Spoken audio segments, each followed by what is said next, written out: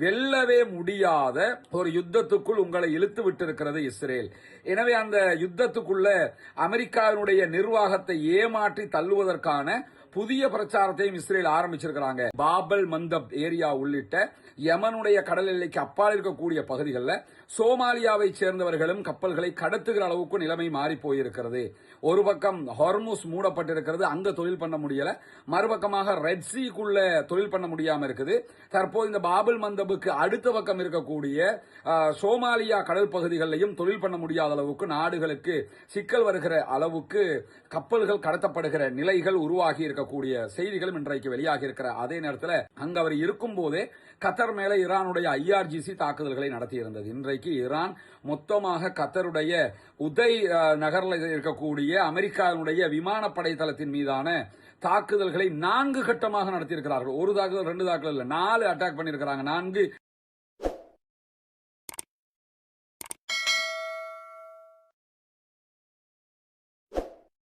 அன்பிற்கினிய சகோதர சகோதரிகளை நம் அனைவர் மீதும் ஏக இறைவனுடைய அமைதியும் கருணையும் உண்டாகட்டுமாக என்கிற உயரிய பிரார்த்தனைகளோடு இன்றைய நாளிலும் மத்திய கிழக்கிலே பல முக்கியமான சம்பவங்களும் செய்திகளும் வெளிவந்திருப்பதை நம்ம பார்க்க முடியும்.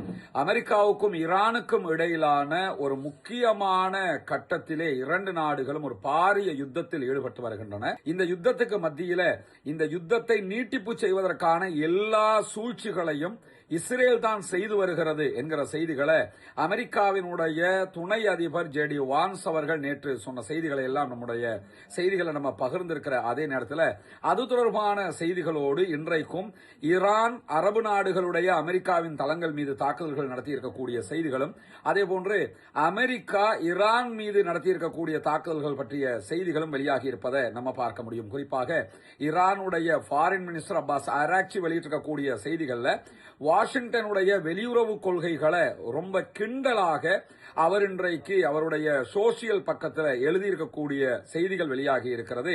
அமெரிக்காவினுடைய அரசாங்கத்தை கிண்டல் செய்து எழுதுகிற நேரத்தில் ஈரானுடைய ஃபாரின் மினிஸ்டர் அப்பாஸ் அராக்சி அவங்க என்ன சொல்றாருன்னு கேட்டா, வெளிநாடுகளுடைய தலையீடு குறித்து அமெரிக்கர்களுக்கு அவர் ஒரு எச்சரிக்கையை விடுக்கிறார். அந்த வெளிநாடுகள் என்று அவர் சொல்றது இஸ்ரேலை தான் சொல்றாரு. உங்க நாட்டுக்குள்ள இன்னொரு நாடு வந்து தலையிட்டுக்கிட்டு இருக்கிறான், இதையெல்லாம் கண்டுக்காம நீங்க இருக்கிறீங்க என்கிற விதமாக அவர் கிண்டல் அடிக்கிற செய்திகளை சொல்லிட்டு என்ன சொல்றாருன்னா, வெல்லவே முடியாத ஒரு யுத்தத்துக்குள் உங்களை இழுத்து விட்டிருக்கிறது இஸ்ரேல். எனவே அந்த யுத்தத்துக்குள்ள அமெரிக்காவினுடைய நிர்வாகத்தை ஏமாற்றி தள்ளுவதற்கான புதிய பிரச்சாரத்தையும் இஸ்ரேல் ஆரம்பிச்சிருக்கிறாங்க. இதை கூட கண்டுக்காம இருக்கிறீங்களே என்கிற விதமாக அவருடைய கிண்டல் மொழி அமைந்திருக்கக்கூடிய சூழல்ல டிரம்பினுடைய முன்னாள் ஜனாதிபதி தேர்தலுடைய பிரச்சாரகராக மாகா என்கிற மேக் அமெரிக்கன் கிரேட் அகெயின் என்கிற அந்த அமைப்பினுடைய பிரச்சாரங்களை முன்னெடுத்தவர் கூட தற்போது இஸ்ரேலுடைய கையாளாக மாறியிருக்கிறார். இஸ்ரேல் அவர்களுக்கு பணத்தை கொடுக்குது, பணத்தை கொடுத்து அமெரிக்காவை பற்றிய தப்பு தப்பான செய்திகளை சொல்லிட்டு அமெரிக்காவை கொண்டு வந்து எங்க கிட்ட மாட்டி விட்டுருக்கிறாங்க. இப்ப அமெரிக்கா வெளியே வரவிடாம தவிக்குது அப்படின்னு சொல்லி இன்றைக்கு ரொம்ப கிண்டலாக அவருடைய செய்திகளை அவர் எழுதி இருக்கக்கூடிய காட்சிகள் அவருடைய எக்ஸ் பக்கத்தில் நம்ம பார்க்க முடிகிற அதே நேரத்தில் குற்றவாளிகளை தண்டிக்கவும் அதே போன்று பழி வாங்கவும் நாங்கள் அழைப்பு விடுக்கிறோம் அப்படின்னு சொல்லி இன்றைக்கு ஈரானுடைய தெஹ்ரானுடைய இமாம் இன்றைக்கு விடுத்திருக்கக்கூடிய செய்திகள்ல நம்ம பார்க்க முடியும். தெஹ்ரான்ல வெள்ளிக்கிழமை தொழுகைகளை இன்றைக்கு ஜும்மாவினுடைய ஹொத்துபாவை நடத்திய முகமது ஜவாத் ஹாஜி அலி என்கிற தெஹ்ரானுக்கான இமாம் வெளியிட்டிருக்கக்கூடிய செய்திகள்ல மறைந்த தலைவர் ஆயத்துல்லா அலி ஹாமனியினுடைய கொலைக்கு காரணமானவர்களை தண்டிப்பது நாம் கட்டாயம் செய்ய வேண்டிய ஒன்று, கண்டிப்பாக அவருக்காக நாம் எதிரிகளை பழிவாங்க வேண்டும் என்று பேசியவர் மேலதிகமாக பேசும்போது அதற்கு அடுத்ததாக முதல்ல ஆயத்துல்லா அலி ஹாமனியை கொன்றவங்களை பழிவாங்கணும், அவங்களை தண்டிக்கணும் அப்படிங்கிறாரு. 2வது என்ன காரியம் பண்ணணும் என்று கேட்டா, இந்த பகுதிகளிலிருந்து அமெரிக்காவை முற்றுமுழுதாக வெளியேற்ற வேண்டும். அதாவது அரபு நாடுகள் எதிலையுமே அமெரிக்காவினுடைய ராணுவ தளங்கள் இருக்கக்கூடாது, அந்த காரியத்தையும் ஈரான் செய்யணும். அப்படின்னு என்ன அர்த்தம்னா, திரும்ப திரும்ப நீங்க அவங்களுக்கு அட்டாக் பண்ணணும், அப்பதான் அங்கிருந்து அவங்க வெளியே போவாங்க. 3வதாக மேற்கு ஆசிய வரைபடத்திலிருந்து ஜியோனிச ஆட்சியை அகற்றுவது. 3வதா என்ன பண்ணணும் கேட்டா, இஸ்ரேலுங்கிற ஒரு கான்செப்டே இருக்கக்கூடாது, இஸ்ரேலை அகற்றணும் அப்படிங்கிறாரு. 4வதாக சொல்லும் போது உலகத்தில் அமெரிக்காவினுடைய மேலாதிக்க நிலையை முடிவுக்கு கொண்டு வர வேண்டும் என்கிறார் தெஹ்ரானுடைய இமாம் என்று அறியப்படுகிற ஹாஜி அலி அக்பர் அவர்கள் விடுத்திருக்கக்கூடிய ஜும்மா தெளிவுரையில இந்த செய்திகள் வெளியாகி இருக்கிறது. இதற்கு முன்பதாகவே ஆயத்துல்லா முஜ்தபா அலி ஹாமனி தன்னுடைய தகப்பனாருடைய ஜனாசா அடக்க நிகழ்வுகள் தொடர்பாக வெளியிட்டிருந்த அறிக்கையில ஈரான் ஆயத்துல்லா அலி ஹாமனி கொல்லப்பட்டதற்கும் அவரோடு சேர்த்து ஈரானிய தலைவர்களை அமெரிக்கா கொன்றதற்கும் பழி வாங்க வேண்டும் என்கிற அறிவிப்பை விடுத்திருந்தார். அதற்கு பிறகுதான் உச்சகட்டமான பழி வாங்குகிற இந்த நிகழ்வுகள் எல்லாம் ஆரம்பித்தது. அந்த அடிப்படையில் தான் ஈரான் அமெரிக்காவுடைய நிலைகள் மேல மிக கடுமையான தாக்குதல்களை நடத்துகிறது. இதுல ஒண்ணே நம்ம என்ன புரிஞ்சுக்கிறோம் கேட்டா, ஈரான் மீது அமெரிக்காவும் கடுமையான தாக்குதல்களை நடத்துகிறார்கள். ஆனா அதை அவங்க சர்வை பண்ணிக்கிறதுக்கு ரெடியா இருக்கிறாங்க. ஓகே, நமக்கு அடிப்பான் தான், அதை நம்ம தாங்கிக்கிறோம். ஆனா நம்ம திருப்பி அடிக்கணும். அடி வாங்குவதற்கு அவர்கள் பின் வாங்குவதில்லை. அவங்க மேல அடிப்பான்னு தெரிஞ்சுக்கிட்டு தானே இப்போ திருப்பி சண்டை பிடிச்சிட்டு இருக்கிறான். எனவே எங்க மேல அவங்க அடிப்பாங்க, ஆனால் நாங்கள் எங்களுடைய தாக்குதல்களை நிறுத்த மாட்டோம் என்கிற பாணியில தான் அவர்களுடைய இந்த தாக்குதல்கள் நடைபெறுகிற நேரத்தில் இன்றைய நாளில் ஈரான் மீது அமெரிக்கா நடத்தியிருக்கக்கூடிய தாக்குதல்கள்ல மிக முக்கியமான ஒரு தாக்குதலாக சாபஹார் துறைமுகத்தில் இருந்த கடல் கண்காணிப்பு கோபுரம் அமெரிக்க தாக்குதல்களால் அழிந்திருக்கிறது, தகர்ந்திருக்கிறது என்கிற செய்திகளை ஈரானுடைய தஸ்னீம் நியூஸ் ஏஜென்சியே இன்றைக்கு வெளியிட்டிருப்பதை நம்ம பார்க்க முடியும். இந்த கண்காணிப்பு கோபுரம் பற்றிய செய்திகளை ஒரு பிரபலமான செய்தியாக இன்றைக்கு ஈரானுடைய ஊடகங்கள் பேசுகிறது. மக்ரான்ல இருக்கக்கூடிய சாபகார் துறைமுகத்தில் இருந்த கடல் போக்குவரத்து கட்டுப்பாட்டு கோபுரத்தினுடைய இந்த கண்காணிப்பு கோபுரம் தான் அளிக்கப்பட்டிருக்கிறது. ஏன் அது ஒரு முக்கிய செய்தியா பேசுறாங்கன்னு சொல்லி சொன்னா, இந்த கோபுரத்தில் இருந்து மீனவர்களுக்கான தகவல்கள் வழங்கப்படும். அந்த உள்நாட்டுக்கு அது ஒரு பெரிய விஷயம் தானே. நீங்க எல்லாம் மீன் பிடிக்க போறீங்க, நம்ம மக்கள் போய் மீன் பிடிக்கிற அந்த கோபுரம், அந்த சைக்கிணைகளை கொடுக்கக்கூடிய தகவல்களை கொடுக்கக்கூடிய கோபுரத்தை அழிச்சிருக்கிறாங்க அப்படின்னு சொன்ன உள்நாட்டு சப்போர்ட் இதன் மூலமாக கிடைக்கும்ங்கிறதுனாலையும் ஈரான் இன்றைக்கு இந்த அறிவிப்புகளை ஈரானுடைய ஊடகங்கள்ல மிக முக்கியமான செய்திகளாக நம்ம பார்க்க முடிகிற அதே நேரத்தில் இன்றைக்கு இன்னும் ஒரு முக்கியமான செய்தி வெளியாகி இருக்கிறது. வலமல ஈரானுக்கு ஆதரவாக ஹவுதிஸ் வருவாங்க. இன்றைக்கும் ஈரானுக்கு ஆதரவாக அவங்க மிகப்பெரியதொரு ஆர்ப்பாட்டத்தை தலைநகர் சனாவுல யமன்ல நடத்தி இருக்கக்கூடிய சூழல்ல இன்றைய நாள்ல யமன் கடற்பகுதிகளில் ஒரு டேங்கர் கடத்தப்பட்டிருக்கிறது. ஒரு பெரிய கப்பல், அந்த கப்பல்ல ரசாயனங்களை ஏற்றிக்கொண்டு செல்லக்கூடிய ஒரு கப்பல் யமனுடைய கடற்கரைக்கு அப்பால் அசானா என்கிற பகுதிகளில் தான் இந்த கப்பல் கடத்தப்பட்டிருக்கிறது. இந்த கடத்தலுக்கு காரணம் ஹவுதிஸ் அல்ல, ஹவுதிகள் இதை செய்யவில்லை என்று ராய்ட்டர் வெளியிட்டிருக்கக்கூடிய செய்தியில சொல்லியிருக்கிறது. மட்டுமல்லாம இந்த கப்பலை கடத்தி இருப்பது சோமாலியாவை சேர்ந்த கடற்கொள்ளையர்கள் என்கிற செய்திகள் வெளியாகி இருக்கிறது. எனவே தற்போது பாபல் மந்தப் ஏரியா உள்ளிட்ட யமனுடைய கடல் எல்லைக்கு அப்பால் இருக்கக்கூடிய பகுதிகளில் சோமாலியாவை சேர்ந்தவர்களும் கப்பல்களை கடத்துகிற அளவுக்கு நிலைமை மாறி போயிருக்கிறது. ஒரு பக்கம் ஹார்முஸ் மூடப்பட்டிருக்கிறது, அங்க தொழில் பண்ண முடியல. மறுபக்கமாக ரெட் சீக்குள்ள தொழில் பண்ண முடியாம இருக்குது.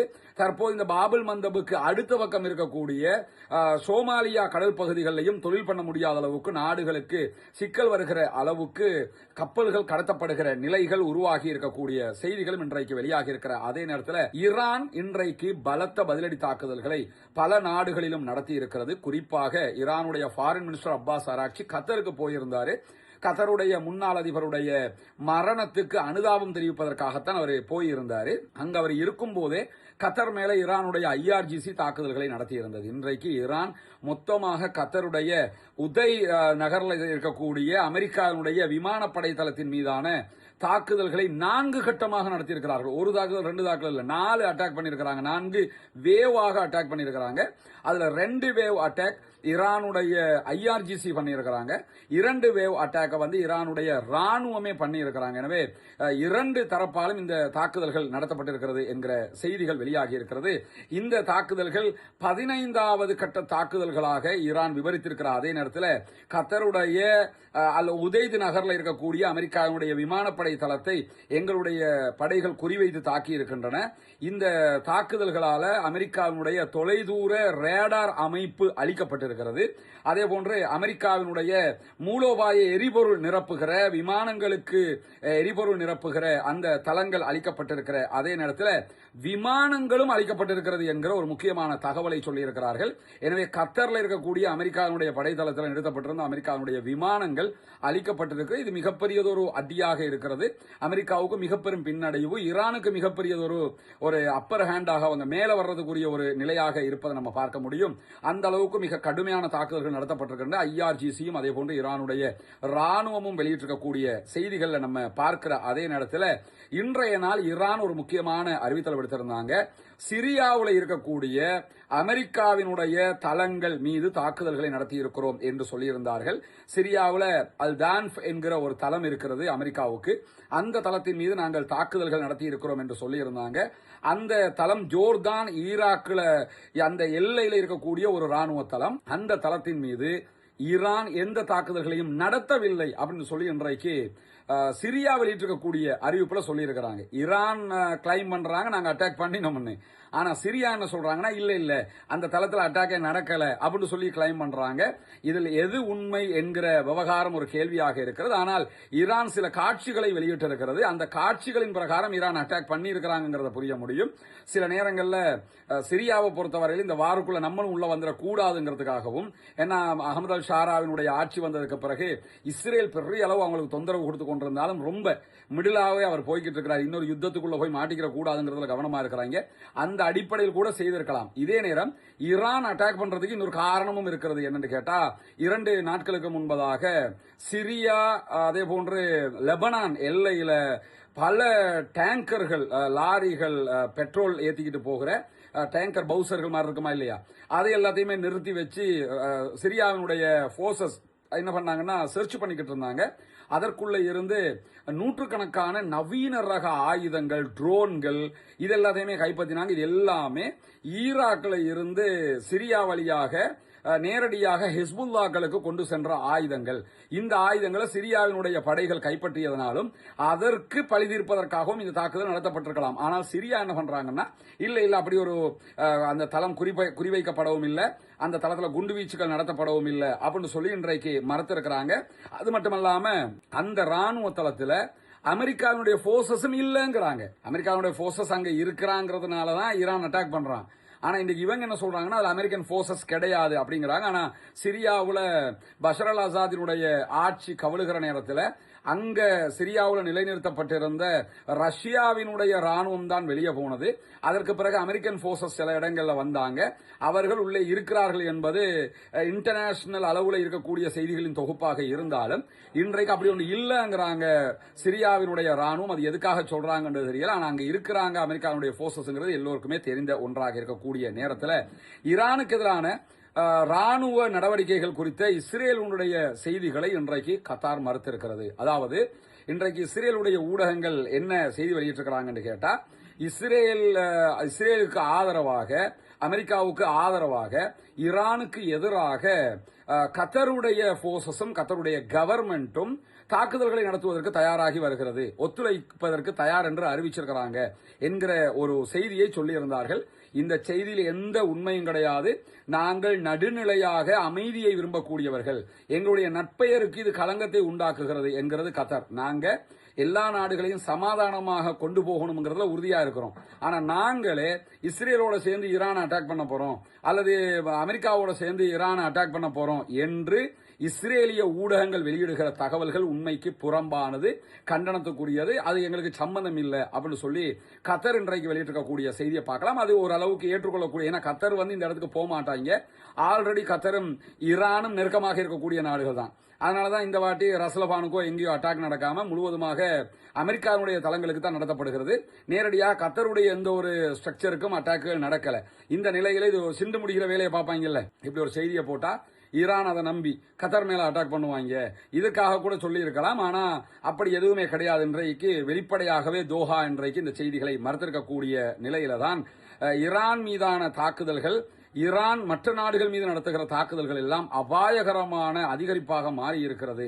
எனவே இந்த 2 தரப்பு தாக்குதல்களும் உடனடியாக நிறுத்தப்பட வேண்டும் என்று குவைத் வெளியிட்டிருக்கக்கூடிய அறிவிப்பில் நம்ம பார்க்க முடியும். இன்றைய நாள் ஈரான் அமெரிக்காவினுடைய குவைத்தில் இருக்கக்கூடிய தளங்கள் மேல தாக்குதல் நடத்தி இருக்கிறது. குறிப்பாக குவைத்தில் இருக்கக்கூடிய மின் நிலையங்கள் மீது தாக்குதல் நடத்தப்பட்டிருக்கிறது.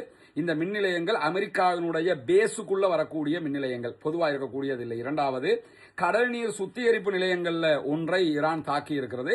இது கரெக்டா அமெரிக்காவுடைய பேசுக்குள்ள வருகிறதா அல்லது அவுட் ஆஃப் பேஸ்ல இருக்குதாங்கிற தகவல்கள் கிடையாது. ஆனா கடல் நீர் சுத்திகரிப்பு நிலையம் ஒன்றின் மீதும் இன்றைக்கு ஈரான் தாக்குதல்களை நடத்தி இருக்கிறது என்கிற செய்திகள் வெளியாகி இருக்கிறது. இந்த தாக்குதல்கள் நிறுத்தப்பட வேண்டும் என்று குவைத் உடனடியாக கோரிக்கை வச்சிருக்காங்க. காரணம் என்னன்னா, இந்த மத்திய கிழக்கு நாடுகள்ல நீங்க பெட்ரோல் தயாரிக்கிற இடத்துக்கு தாக்குதல் நடத்தினா கூட அவங்களுக்கு வலிக்காது. எங்க வலிக்கும்னு கேட்டா இந்த தண்ணி சுத்திகரிப்பு நிலையங்கள் மேல தாக்குதல் நடத்திட்டா அது தாங்க முடியாததாக மாறிடும். காரணம் என்னன்னு கேட்டா அதுதான் அங்க மிகப்பெரிய உயிர் நாடி. பெட்ரோல் வேண்டிய அளவுக்கு இருக்குல்ல, அங்க கடல் தண்ணி தான் இருக்குது. சுத்த தண்ணி அது கிடைக்க கடல் தண்ணி எடுத்து தான் அவங்க சுத்தமாக்கி பயன்படுத்திக்கிட்டு இருக்கிறாங்க. எனவே அந்த நிலையங்கள் மீது தாக்குதல் நடத்துவது முழு அரபு நாடுகளையும் ஸ்தம்பிக்க வச்சிரும். அதனாலதான் உடனடியாக அதற்கு கண்டனங்களை தெரிவித்திருக்கிற அதே நேரத்தில் ஈரான் இன்றைக்கு மேலதிகமாக குவைத் மேல பல தாக்குதல்களை நடத்தி அதற்கு பொறுப்பும் ஏற்றிருக்கிறது. அமெரிக்காவினுடைய குவைத்தில் இருக்கக்கூடிய அதிவேக பீரங்கி ஏவுகணை அமைப்பாக இருக்கிற ஹைமர்ஸ் தளங்கள் மேல தாக்குதல்கள் நடத்தப்பட்டிருக்கு என்று ஈரான் சொல்லியிருக்கிறாங்க.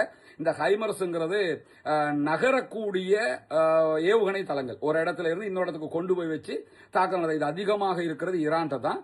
அமெரிக்காவும் இந்த ஹைமர்ஸ் வகையான ஏவுகணைகளை வச்சிருக்கிறாங்க. இந்த ஹைமர்ஸ் வகையான ஏவுகணை ஏவுதளங்கள் மேலேயும் அட்டாக் பண்ணப்பட்டிருக்கிறது, ஏவுகணைகள் மீதும் அட்டாக் பண்ணப்பட்டிருக்கிறது என்று சொல்லி இன்றைக்கு ஈரான் விடுத்திருக்கக்கூடிய அறிவிப்பில் சொல்லப்பட்டிருக்கிறது. மட்டுமல்லாம ஈராக்கினுடைய எர்பில் பகுதிகளில் 8 ட்ரோன்கள் அளிக்கப்பட்டதாக ஈரானுக்கு ஆதரவான ஈராக்கினுடைய கதாய்பு ஹிஸ்புல்லா படைப்பிரிவுகள் இன்றைக்கு விடுத்திருக்கக்கூடிய செய்திகளை சொல்லியிருக்கிறாங்க. கதாய்பு ஹிஸ்புல்லா அமைப்பு அமெரிக்காவினுடைய ஈராக்கில் இருக்கக்கூடிய தளங்கள் மேல தாக்குதல் நடத்துறதுனால அதற்கு பதிலடியாக ஈரானுக்கு ஆதரவான கதாய்பு ஹிஸ்புல்லாவினுடைய தளங்கள் மேலே இன்றைக்கு ட்ரோன் அட்டாக் நடத்தப்பட்டிருக்கிறது. அர்பில் இருக்கக்கூடிய தளங்கள் 8 ட்ரோன் அட்டாக்கை நாங்கள் தடுத்துட்டோம், எந்த எஃபெக்டும் எங்களுக்கு வரல, 8ஐயுமே நாங்கள் தடுத்து நிறுத்திட்டோம் என்கிற செய்திகள் இன்றைக்கு வெளியாகி இருப்பதை நம்ம பார்க்க முடியும். அதே நேரம் இன்றைய நாள் இஸ்ரேலுடைய பாராளுமன்றம் நெசட் டிசோல்வ் பண்ணப்பட்டிருக்கிறது, கலைக்கப்பட்டிருக்கிறது. எதிர்வருகிற ஆகஸ்ட் கடைசி நவம்பர் ஆரம்பத்தில் அங்கு தேர்தல் நடைபெற இருக்கிறது. எனவே தேர்தலுக்காக வேண்டி தற்போது பாராளுமன்றம் கலைக்கப்பட்டிருக்கிறது. எந்த விதமான பவருமற்ற அந்த நாட்டுக்கு ஒரு பிரதமராக தற்போது இஸ்ரேலிய பிரதமர் பெஞ்சமின் நெதன்யாகு செயல்பட முடியும். மற்றபடி தேர்தலை ஜெயிச்சு தான் அவர் அந்த இடத்துக்கு வர முடியும். தேர்தல் பிரச்சாரம் உச்சம் தொட்டு இருக்கிறது. இந்த பாராளுமன்ற கலைப்பு, அதை ஒட்டி நடக்கக்கூடிய சில முக்கியமான செய்திகளை தனித்த ஒரு வீடியோவாக நாளைய தினம் நம்முடைய ரஸ்மின் டாக்ஸ் என்கிற யூடியூப் சேனலை நீங்க பார்த்துக் கொள்ள முடியும். தொடர்ந்து இணைந்திருங்கள். ரஸ்மின் மேசி நியூஸ் மற்றும் ரஸ்மின் டாக்ஸ் ஆகிய 2 சேனல்களோடு ஆக்கிரமிப்புகள் ஓய வேண்டும், ஆக்கிரமிப்பாளர்களும் ஓய வேண்டும் என்கிற உயரிய பிரார்த்தனைகளோடு ஆக்கிரமிப்பாளர்களுக்கு எதிராக தொடர்ந்தும் ஜனநாயக ரீதியாக குரல் எழுப்புவோமாக. வாஹிர் தஅவானா அல்ஹம்துலில்லாஹி ரப்பில் ஆலமீன்.